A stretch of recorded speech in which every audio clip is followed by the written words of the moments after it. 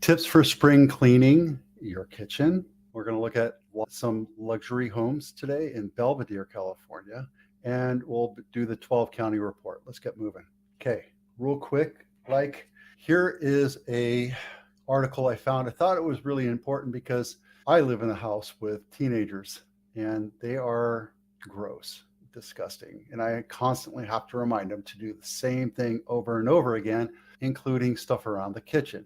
That means cleaning out the dishwasher, making sure they take all the food off of their dishes before they put it in the dishwasher, and yeah, all sorts of stuff. But what you do when you clean your kitchen, once a year you should be doing it. And it's because you do use your kitchen. You get grease and grime, a little bit of dust, and all sorts of stuff all around the cabinets. Start at the top. Start at the top part of the cabinets. If you have a shelf over your cabinets, make sure you dust that, get rid of all the dust bunnies. If you have ivy still, which that's not cool since the 90s, maybe think about getting rid of that and or dusting it, getting rid of all the dust, take it outside and dust it, and then do a nice dusting. The cabinets, guys, I'll tell you, I don't know how many times I look at my cabinets, which are painted. They're not even the wood shelves. They're painted white and taupe of all colors, closest to my color. And they need to be washed down quite frequently because we cook and we fry and we bake and we do all sorts of stuff, and grease just starts flying all over. So you get a quick, really good for paint degreaser or soap and water. We always say soap and water is safest, but if that doesn't cut through, maybe find a degreaser of some sort. And if you have chips and dings and scratches like I do, maybe now's the time to consider down the divots and filling them in and then painting over it. I know it won't look as great, but it won't be like a primer white chip behind it. Speaking of which, when you have your cabinets painted, make sure to tell the cabinet maker or whoever's painting it to color the primer the same color as the paint you're painting. Because if you do get a ding, it won't be a white chip behind a gray surface. Just saying, trust me. Wipe all the surfaces down, get into the cabinets and drawers. You get a lot of dust and dirt and that just happen to pass around. Now's a good time to clean up your cabinets and pull out your cutlery tray and clean that out too, because I can guarantee you have crumbs and dirt in there too. Counters and small appliances. Take a look at your toaster. And a coffee maker. And the coffee maker needs to be cleaned out once in a while. So grab some vinegar, throw it in there, and do a couple runs on that and clean out all the nasty stuff and the hard water, all the lime and scale.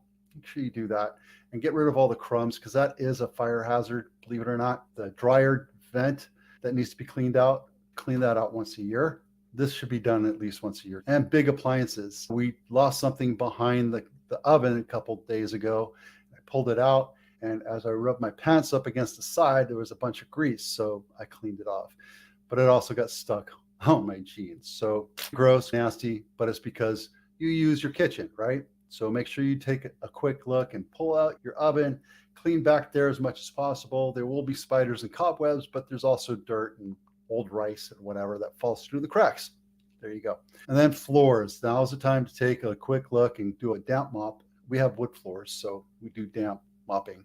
And then look for any chips or what have you, and now's the time to go and look for it. There you go. All right. A couple things for you to look at when you do your spring cleaning for your kitchen.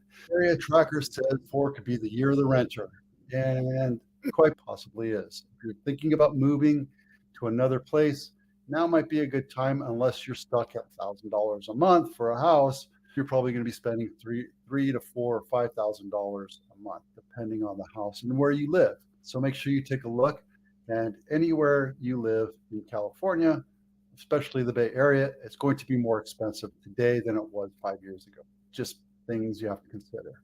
And the whole idea behind it is it's going to get more and more expensive. With inflation, so many people trying to move here, and everything else is just, there's too much demand for the supply. The good news is prices probably won't go up for rentals, mostly because it's already expanded so much that there you go. Until we find a way to convert some of those commercial properties into apartments or condos, it's not going to happen. All right, There you go. Bay Area luxury home of the week. This one is in Belvedere Avenue, as a matter of fact. This is 6 bedrooms, 7 full baths, 3 half bath, 1,200 square feet on a half an acre lot, and amazing views of the bay. So if you're thinking about buying a house in Belvedere, let me know. Really happy to help you out with this one. Just the views are worth it. Very well maintained, impeccably decorated, gorgeous house. Gorgeous everything about this house. So there you go. And all for the low price of $23.5 million. Okay, let's take a quick look at the 12 County Bay Area report. Now that Belvedere, I believe, is Marin County, and Marin is one of the top 3 places that we're looking at. It just tends to not have as many sales, but the average price still maintains pretty highly up there. San Mateo is averaging $22.4 million, where Santa Clara County is averaging 2.6. Now, I know this isn't super exciting to look at. They're pretty boring numbers, but I can right away tell you that if you're in Alameda County, San Francisco County, or Santa Clara County, and you're thinking about selling, it's a great time to sell because you're getting about 5 to almost 6% over list price on average. And I tend to, when the market's crazy, I tend to get 10 to 15%, if not more, on my listings because of my negotiation strategies. So I help bump that average up a little bit. Doesn't mean you can't get a good deal. You just have to find the right property that's been on market for a little bit and the right seller that's motivated to sell. Pricing still is pretty important. After a few months, we'll be able to have charts for you so you can see it more in a graphic view instead of a chart view, because this is boring and having visuals is a lot nicer for everybody. But since I lost my last spreadsheet, it's going to be a little bit of time before I get back into it. Now, San Benito, I have a listing coming up in San Benito, and it's a beautiful house, 1 owner property, and this is going to be an amazing listing for you to take a look at. It's going to be about $1 million. And the reason why San Benito isn't that high in numbers is because of getting to Hollister. It's a little more difficult. And a huge portion of San Benito County is still agriculture. So the mindset there is go slow. We're not really trying to develop. However, developers are in there pushing houses way more than the infrastructure can help handle. I just heard that they finally are going to start putting together the intersection to get from 101 to 25. So that's going to help with traffic.